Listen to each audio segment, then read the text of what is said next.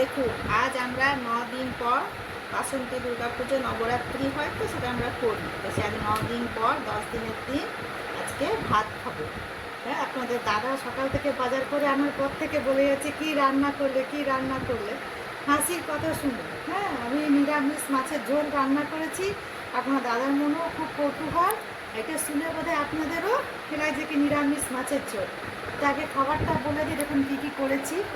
এই যে ভাত, লেবু, লঙ্কা, এখানে উচ্ছে ভাজা, শিম ভাজা, বেগুন ভাজা, এখানে এই যে আপনার দাদার প্রিয় ডাঁটা আলুর তরকারি, আর এই যে আমার নিরামিষ মাছের ঝোল। হ্যাঁ, আর এটা একটু তেঁতুলের চাটনি।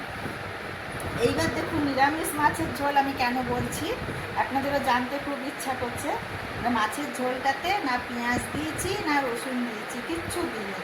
তাহলে আপনাদেরকে বলেই দিই কী করে করেছি, কারণ দেখাইনি তো।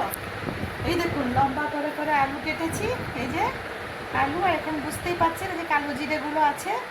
আলু কেটে কড়াইয়ের তেলের মধ্যে কালো জিরে আর লঙ্কা ফোড়ন দিয়ে আলুগুলোকে ভেজে ওর ওপরে একটু আদা বাটা, জিরে আর ধনে দিয়ে করেছি।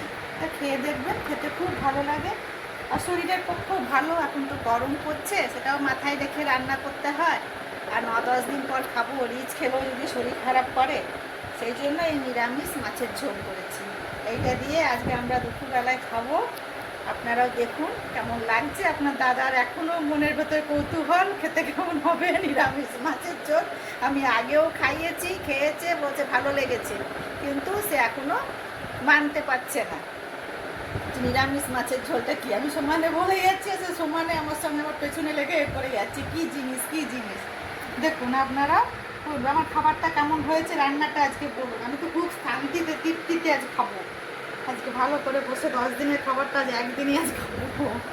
রাখি তাহলে বন্ধুরা। হ্যাঁ, আমরা খাই, খেতে বসি, আপনারাও খাওয়া দাওয়া করুন। আর আমার নিরামিষ মাছের ঝোলটা কেমন হয়েছে বলবেন। আপনারা বানিয়ে খাবেন, গরম করছে, পেটের জন্য ভালো, স্বাস্থ্যের জন্যও ভালো, কোনো ক্ষতি করবে না।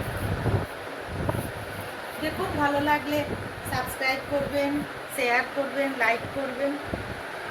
রাখি তাহলে, খাই, আপনারাও খান।